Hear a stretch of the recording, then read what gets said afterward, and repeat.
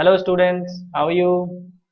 सो आज हमारा डेप्रिसिएशन की पार्ट 2 हम स्टार्ट करने वाले हैं। हमारे पार्ट 1 में हमने देखा था व्हाट इज डेप्रिसिएशन। डेप्रिसिएशन किन किन फैक्टर्स पे डिपेंड करता है हमने देखा था। उसमें था useful life, depreciable amount and net realisable value. इसके अलावा हमने देखा था कि क्या क्या मेथड्स होते हैं जिससे डेप्रिसिएशन चार्ज किया जाता है। हमने दो मेथड्स पढ़े थे, straight line method and return down value method. Straight line method में हमने देखा था कि डेप्रिसिएशन का अमाउंट होता है वो ईयर ऑन ईयर सेम रहता है, एक flat rate of depreciation and flat amount of depreciation होता है। जबकि रिटर्न डाउन वैल्यू मेथड में हमने देखा था कि इनिशियली डेप्रिसिएशन का अमाउंट ज्यादा होता है और धीरे धीरे साल दर साल डेप्रिसिएशन का अमाउंट कम होता जाता है। ठीक है, तो आज आज हम डेप्रिसिएशन की अकाउंटिंग करेंगे। हम देखेंगे कि क्या क्या अकाउंटिंग होती है, कैसे अकाउंटिंग होती है, लेजर अकाउंट्स कैसे बनाया जाता है डेप्रिसिएशन के लिए, और बैलेंस शीट में इसको प्रेजेंट कैसे किया जाता है। चलिए आइए स्टार्ट करते हैं। देखिए, डेप्रिसिएशन की अकाउंटिंग के लिए हमारे पास दो मेथड्स होते हैं। डेप्रिसिएशन की अकाउंटिंग दो तरीके से होती है। एक तो तरीका होता है कि ईयर ऑन ईयर हम डेप्रिसिएशन का अमाउंट एसेट्स पे चार्ज करते जाएं, उस एसेट पे चार्ज करते जाएं। मींस एसेट का balance year on year depreciation के अमाउंट के जितना रिड्यूस करते जाएं। जैसे मान लीजिए, अगर कोई एसेट हमने या कोई कार हमने 5 लाख रुपए की खरीदी है, तो उसको फर्स्ट ईयर में मान लीजिए डेप्रिसिएशन 20% है, यानी कि 1 लाख रुपए है। तो उसकी वैल्यू एक साल के एंड में रिड्यूस होके 5 lakh minus 1 lakh is equal to 4 lakhs. तो 4 लैक्स की वैल्यू पे हम उस एसेट्स को दिखाएंगे। इसके बाद नेक्स्ट ईयर फिर हम 1 लाख रुपए डेप्रिसिएशन लगाएंगे और एसेट की वैल्यू को देन 3 लैक्स पे दिखाएंगे। तो ये तो होता है कि ईयर ऑन ईयर हम एसेट्स की वैल्यू में चार्ज करते जाते हैं डेप्रिसिएशन को। ओके, ये तो था फर्स्ट मेथड। डेप्रिसिएशन का सेकंड मेथड होता है, उसमें हम ईयर ऑन ईयर एसेट पे चार्ज नहीं करते हैं। इंस्टेड ऑफ दैट हम एक सेपरेट अकाउंट बनाते हैं जिसका नाम होता है प्रोविजन फॉर डेप्रिसिएशन अकाउंट। कौन सा अकाउंट बनाते हैं? Provision for depreciation account. इसमें क्या होता है, एसेट्स की value year on year reduce नहीं होती, वो पूरी ही रहती है, बल्कि डेप्रिसिएशन का अमाउंट हर साल प्रोविजन फॉर डेप्रिसिएशन अकाउंट में जाता है। जब एसेट्स फाइनली सेल करते हैं तब वो अमाउंट सारा रिड्यूस किया जाता है एसेट्स के अकाउंट से, राइट। तो हम इनको अब एग्जांपल से समझेंगे कि इन दोनों केसेस में क्या क्या अकाउंटिंग एंट्रीज होती है। तो आइए देखते हैं। पहले केस में इसको हम एक एग्जांपल से समझते हैं। मैं आपको एक एग्जांपल दिखा देता हूँ। ये देखिए, ये एक एग्जांपल है, आइए इसको पढ़ते हैं। एग्जाम्पल में देखिए, MS infotech limited purchased a machinery of ₹95,000। कितने की मशीनरी खरीदी है? 95,000 on April 1, 2015 and spent 5,000 on it's installation. उसकी इंस्टॉलेशन पे 5,000 रुपीज के एक्सपेंस किए हैं। एंड सैल्वेज वैल्यू, जिसे आप स्क्रैप वैल्यू भी कहते हैं। सैल्वेज वैल्यू क्या होती है? स्क्रैप वैल्यू या नेट रियलाइजेबल वैल्यू, यानी कि एसेट्स के लाइफ के एंड में जो वैल्यू बचेगी, जब कि कबाड़ी वाले को अगर हमें एसेट बेचनी हो, स्क्रैप करनी हो, तो उसकी वैल्यू तो वो है यहाँ पर 10,000, यानी कि 10,000 रुपीज में वो एसेट्स 5 ईयर्स के बाद हम बेच सकते हैं स्क्रैप में, राइट, यूजफुल लाइफ के बाद। तो अब ये कहते हैं क्वेश्चन में, record journal entry for the same and draw machinery account and depreciation account for 3 years, right. और इसमें मेथड दिया है, depreciation is charge using straight line method and depreciation is charge to the asset account. Last line आप देखेंगे जो bold में है, depreciation is charge to the asset account. तो इसमें क्या एंट्रीज होगी? आइए हम सबसे पहले एंट्रीज देखते हैं, राइट। सबसे पहले क्या होगा, हमने एसेट परचेज की है। एसेट परचेज करने की क्या एंट्री होती है? एसेट डेबिट होगी और क्रेडिट क्या होगा? Bank account. Asset account debit to bank account, ये एंट्री आपको दिख रही है, asset account debit to bank account. अगर हमने वो एसेट ऑन द स्पॉट उसकी पेमेंट करके नहीं ली है, लाइक वो क्रेडिट पे या उधार पे ली है, तो हम बैंक अकाउंट को क्रेडिट नहीं करेंगे, हम वेंडर अकाउंट यानी कि क्रेडिटर अकाउंट को क्रेडिट करेंगे। और अमाउंट है 1 लाख। ये 1 लाख का अमाउंट कहाँ से आया है? ये 95,000 का जो अमाउंट था, जो एसेट थी, प्लस 5,000 जो इंस्टॉलेशन चार्जेस थे, ये दोनों मिला के 1 लाख जो एसेट की टोटल वैल्यू है, वो यहाँ पर अमाउंट आएगा। ठीक है, अब डेप्रिसिएशन चार्ज करना है हमें। जब हमने एसेट खरीद लिया, अब ईयर एंड पे क्या होता है, डेप्रिसिएशन को चार्ज करते हैं एसेट पे। हम देखते हैं डेप्रिसिएशन का अमाउंट कितना है। ये हमारा एग्जांपल है। डेप्रिसिएशन का अमाउंट आप कैसे निकालते हैं? डेप्रिशिएबल अमाउंट, टोटल जो एसेट्स की वैल्यू होती है, यानी कि 95,000 प्लस 5,000। इन दोनों को हम ऐड करेंगे और इसमें से सैल्वेज वैल्यू या स्क्रैप वैल्यू हम रिड्यूस कर देंगे। ये कितनी है? 10,000। और इसको डिवाइड करेंगे यूजफुल लाइफ से। यूजफुल लाइफ कितनी है? 5 ईयर्स, राइट। तो आप ये देखेंगे ये आपका कितना आएगा? 90,000 divide by 5 years. That means depreciation जो है वो आपका आएगा 18,000। कितना आएगा? 18,000 पर एनम। तो every year you will charge 18,000 to the asset account, right. तो आइए हम इसकी एंट्री करते हैं। इसकी एंट्री क्या होगी? डेप्रिशिएशन चार्ज करने की एंट्री क्या होती है? डेप्रिशिएशन डेबिट होता है एंड वो जो एसेट है वो क्रेडिट होती है। तो depreciation account debit to asset account. यहाँ पर आप स्क्रीन पे देख रहे हैं depreciation account debit to asset account और अमाउंट अभी हमने कैलकुलेट किया 18,000, राइट। ये एंट्री ईयर एंड पे होती है जब इस डेप्रिशिएशन के अमाउंट को एसेट पे चार्ज किया जाता है। इसके बाद एक एंट्री और होती है, इस डेप्रिशिएशन के अमाउंट को हम कैरी करके प्रॉफिट एंड लॉस अकाउंट में ले जाते हैं ताकि हमारा प्रॉफिट या लॉस जो है वो सही कैलकुलेट हो। एवरी ईयर यही तो होता है ना, डेप्रिशिएशन का अमाउंट आपको पता है प्रॉफिट एंड लॉस अकाउंट में ईयर एंड पे ले जाया जाता है। तो प्रॉफिट एंड लॉस अकाउंट में ईयर एंड पे ले जाने की एंट्री क्या होगी? देखिए अभी इस एंट्री में डेप्रिशिएशन डेबिट हुआ था, अब हम जब प्रॉफिट एंड लॉस अकाउंट में ले जाएंगे तो डेप्रिशिएशन अकाउंट को क्रेडिट करेंगे और प्रॉफिट एंड लॉस अकाउंट को डेबिट करेंगे। तो ये एंट्री हो गई। प्रॉफिट एंड लॉस अकाउंट को हम करेंगे डेबिट और डेप्रिशिएशन अकाउंट को करेंगे क्रेडिट 18,000। तो ये तो एंट्रीज हैं जो पहले मेथड के अकॉर्डिंग होंगी जब डेप्रिशिएशन का अमाउंट एसेट्स पे चार्ज किया जाता है। इसमें ध्यान रखिए हम कोई separate provision for depreciation account नहीं बनाते हैं। तो ये तो था पहला मेथड। अब इस मेथड के बाद अब इसमें हम इसकी लेजर में पोस्टिंग कैसे करेंगे? अब हम एक एसेट्स अकाउंट बनाते हैं और डेप्रिशिएशन अकाउंट बनाते हैं, ठीक है। तो आइए, ये तो है एसेट अकाउंट। एसेट अकाउंट में पोस्टिंग कैसे होती है? अभी अभी हमने 3 अकाउंटिंग एंट्रीज की है, उसमें सबसे पहली एंट्री क्या थी? एसेट्स को परचेज करने की, राइट। तो हमने जब एसेट परचेज की थी एसेट अकाउंट डेबिट हुआ था और क्रेडिट क्या हुआ था? Bank account. और ये कब हुई थी? 1 अप्रैल को, 1 अप्रैल 2015 by bank account, by bank account. Amount था 1 लाख रुपीज। कितना था? 1 लाख रुपीज। तो ये तो हो गई एसेट जो हमने एंट्री कर दी। इसके बाद ईयर एंड पे हमने क्या एंट्री की? ईयर एंड पे हमने की डेप्रिशिएशन चार्ज करने की एंट्री। डेप्रिशिएशन हमने चार्ज किया था जिसमें डेप्रिशिएशन को डेबिट किया था और एसेट्स को क्रेडिट किया था। तो एसेट क्रेडिट करने का मतलब ये हमने कब की थी एंट्री? 31 मार्च को, 31 मार्च 16 को। बाय, एक चीज मुझसे गलत हो गया, सॉरी, इधर मैंने बाय लिख दिया पहले बैंक अकाउंट में। इसको हम बाय ना लिख के इसको 2 लिखना चाहिए क्योंकि लेफ्ट साइड में हम 2 लिखते हैं, ये 2, ठीक है। तो यहां पर हम लिखेंगे by depreciation account, by depreciation account, right. कितना डेप्रिशिएशन है? डेप्रिशिएशन का अमाउंट है 18,000। तो ये हो गई 18,000 डेप्रिशिएशन। तो ईयर एंड पे अब बैलेंस कितना रह जाएगा एसेट्स का? देखिए 1 लाख रुपए का हमने एसेट परचेज की थी। अब ईयर एंड पे जब हम बनाएंगे इसका टोटल करेंगे 1 लाख, तो बैलेंस जो हमारा बच के आ जाएगा वो आ जाएगा 82,000। इसको हम क्या बोलते हैं? Balance carried forward. इसको हम नेक्स्ट ईयर तक ले जाते हैं। ये बैलेंस 31 मार्च 16 का है, ये हमारा नेक्स्ट ईयर में जाके ओपनिंग बैलेंस बनता है। क्या बनता है?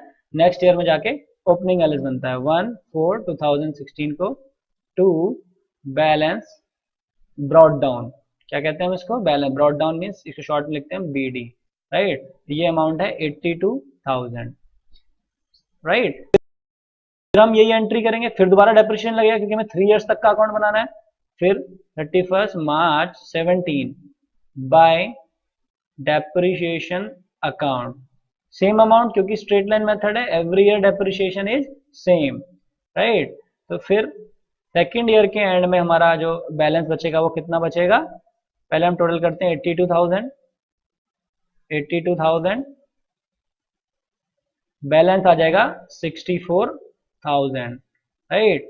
फिर ये जाएगा by balance carried forward, date होगी क्या 31 मार्च 17, फिर यही बनेगा 64,000।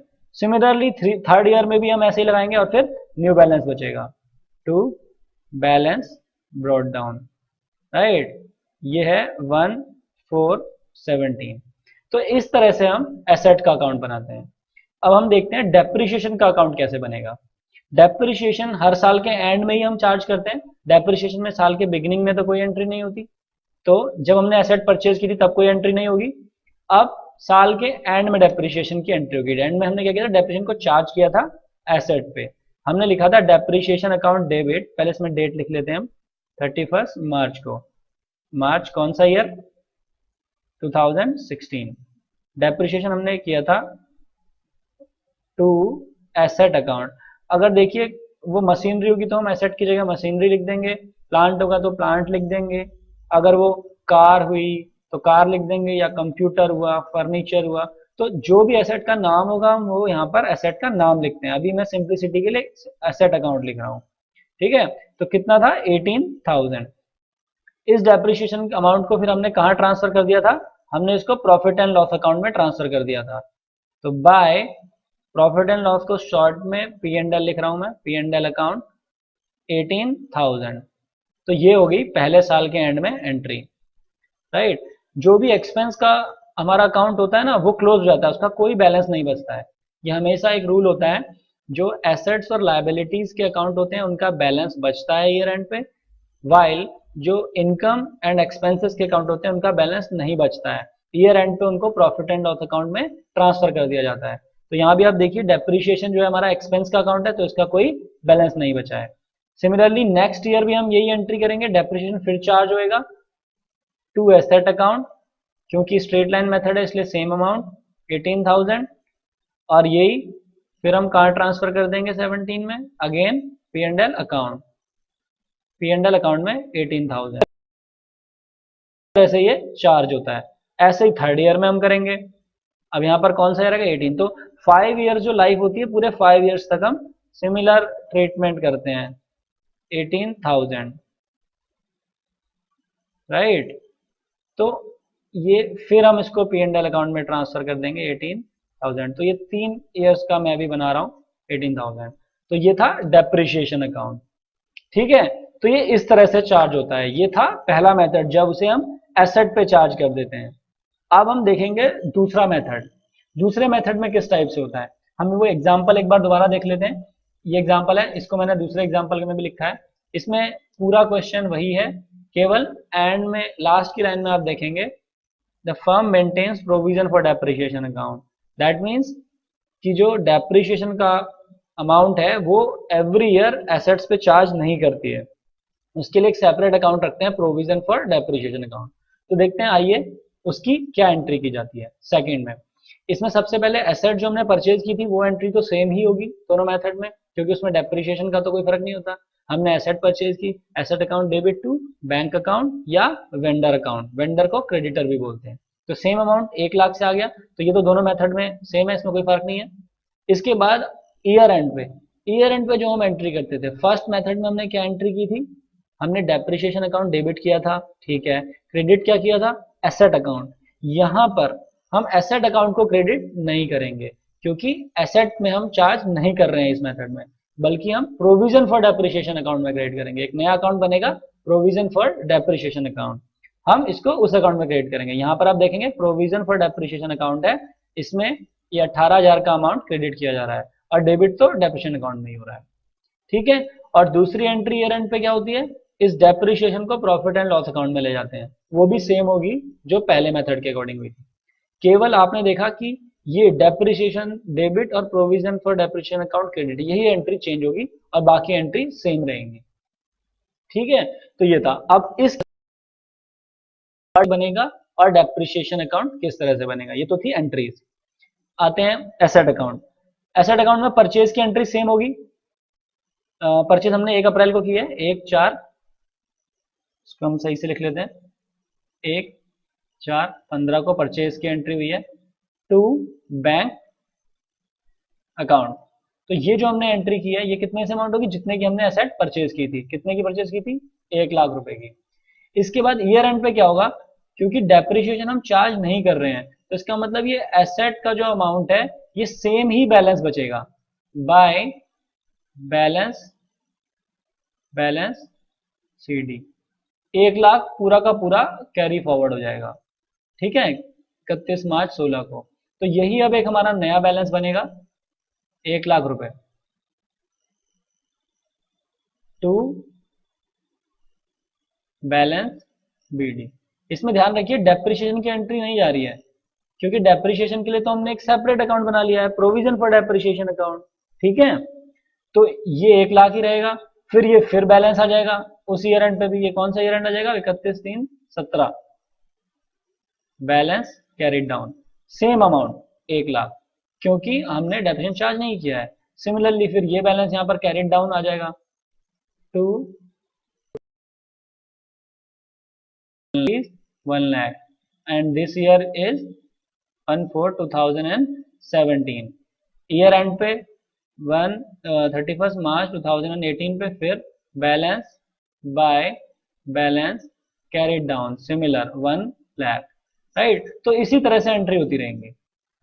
तो एसेट में कोई चेंज नहीं आएगा जब तक एसेट की लाइफ खत्म नहीं हो जाती पूरे 5 साल, या अगर एसेट को हम बीच में ही कभी बेच दें दूसरे साल, तीसरे साल या चौथे साल, तब चेंज आएगा। अभी हम बेच नहीं रहे हैं और ना ही उसकी लाइफ खत्म हुई है, तो ये ऐसा ही रहेगा। अब हम बनाते हैं डेप्रिसिएशन अकाउंट। डेप्रिसिएशन अकाउंट में आप देखिए, डेप्रिसिएशन अकाउंट में क्या होता है,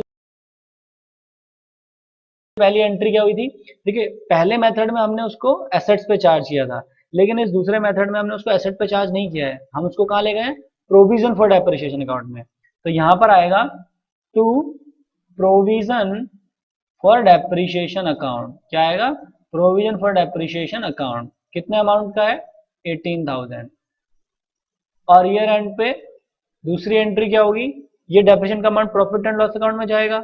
ये तो दोनों मेथड में सेम है, तो इसमें क्या आएगा, by profit and loss account, P&L account, same 18,000।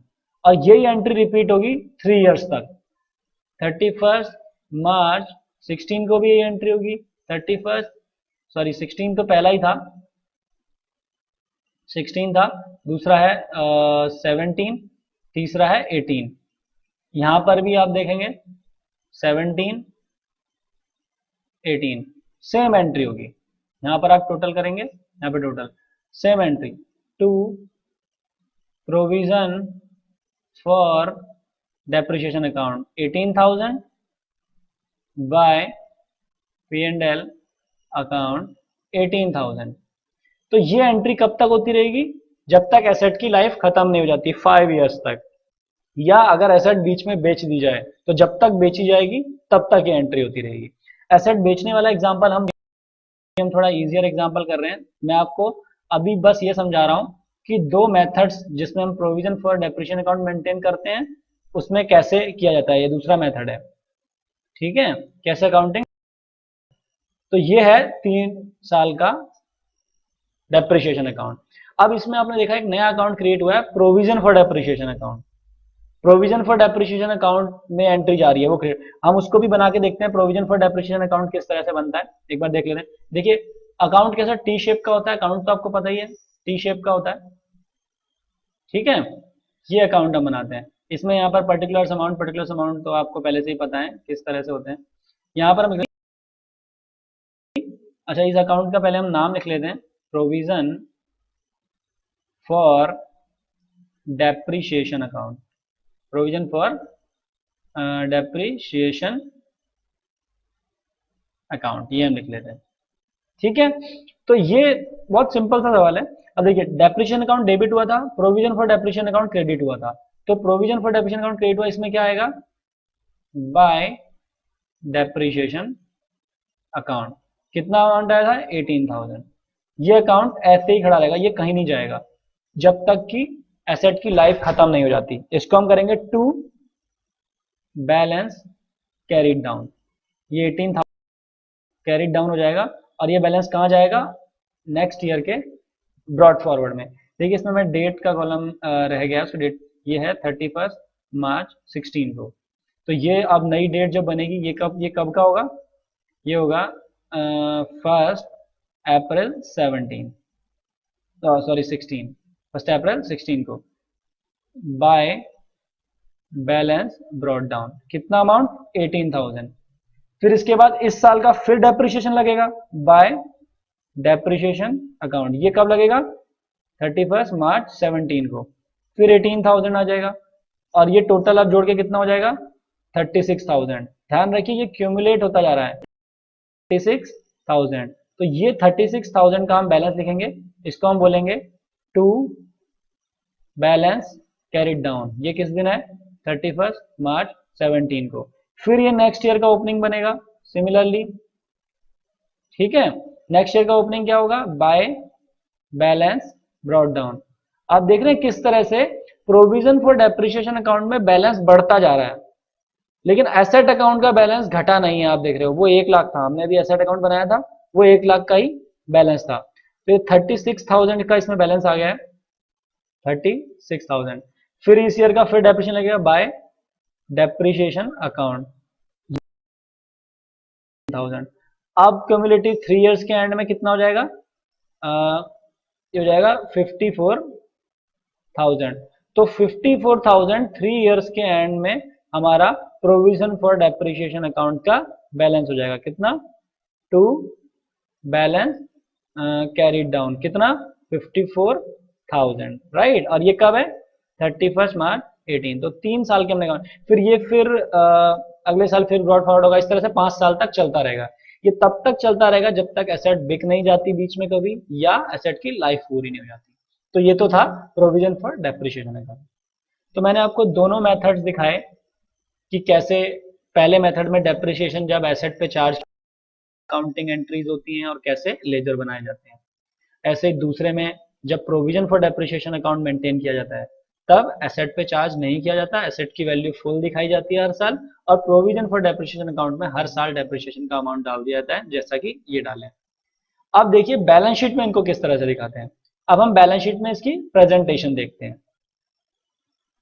Presentation in balance sheet दोनों वेज में। पहले में हमने देखा जब एसेट पे चार्ज किया जाता है, पहला कौन सा था, when depreciation amount is charge to asset account, तब इसको बैलेंस शीट में कैसे दिखाया जाता है। बैलेंस शीट, ये देखिए बैलेंस शीट का एक एक्सट्रैक्ट है, ये पूरी बैलेंस शीट नहीं है, केवल बैलेंस शीट का एक मैं पार्ट आपको दिखा रहा हूं। बैलेंस शीट में क्या होता है, राइट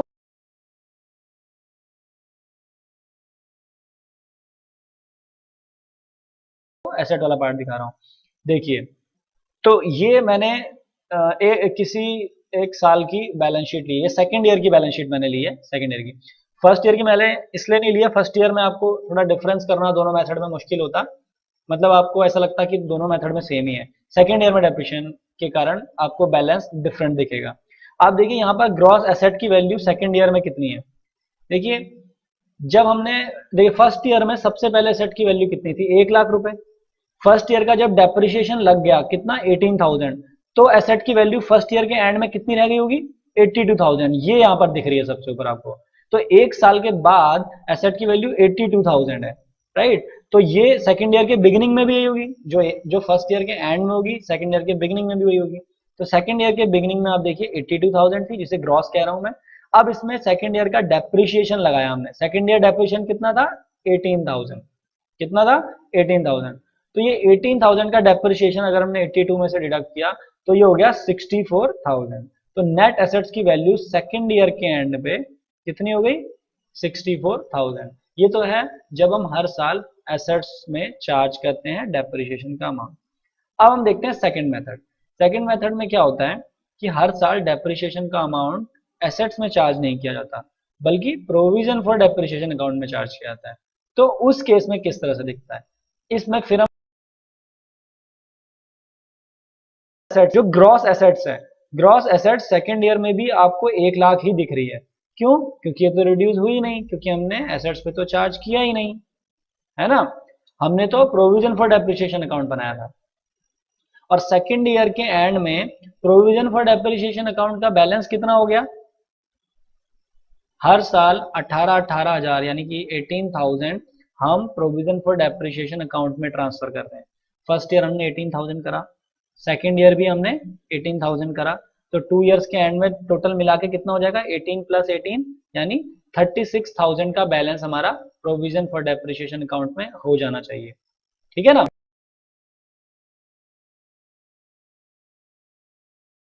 36,000 हो गया। इसको हमने देखो बैलेंस शीट में प्रेजेंटेशन कैसे किया, ग्रॉस वैल्यू दिखाएंगे पहले 1,00,000 रुपए, फिर उसमें से टोटल, इस जो टोटल डेप्रिसिएशन का अमाउंट होता है उसको बोलते हैं एक्यूमुलेटेड डेप्रिसिएशन। एक्यूमुलेटेड की डिक्शनरी में आप मीनिंग देखेंगे, एक्यूमुलेट करना मीन्स इकट्ठा करना, जोड़ना, ठीक है ना, कलेक्ट करना, क्यूमुलेट करना, तो एक्यूमुलेट। और उसमें से अगर हमने टोटल अब ये डेप्रिसिएशन का अमाउंट हम डिडक्ट करेंगे तो आएगा 64,000, तो ये नेट एसेट्स की वैल्यू है। तो इसमें प्रेजेंटेशन इस तरह से होती है। ठीक है, कभी हम इसको इस तरह से भी दिखा सकते हैं, मान लीजिए बैलेंस शीट में आप एसेट साइड में तो दिखाएं पूरा 1,00,000,